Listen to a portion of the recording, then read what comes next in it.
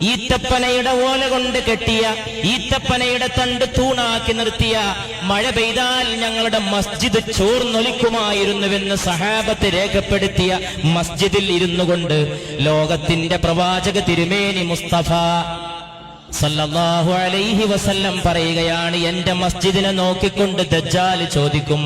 ആരുടേതാണ് ഈ white palace, ആരുടേതാണ് ഈ ഖസ്റുൽ അബിയം, ആരുടേതാണ് ഈ വെള്ളക്കൊട്ടാരം എന്ന് ദജ്ജാൽ എന്റെ മസ്ജിദിനെ നോക്കി ചോദിക്കുമെന്ന് റൂഹി ഫിദാ മുഹമ്മദ് മുസ്തഫ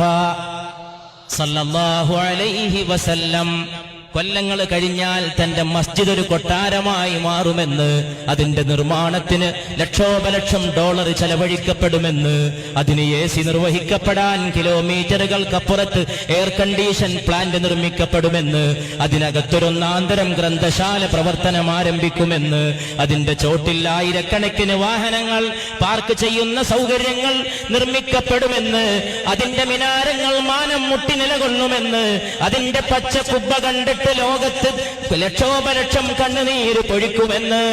1500 വർഷങ്ങൾക്ക് മുമ്പ് അവിടുന്ന് ദീർഘദർശനം ചെയ്തു സല്ലല്ലാഹു അലൈഹി വസല്ലം.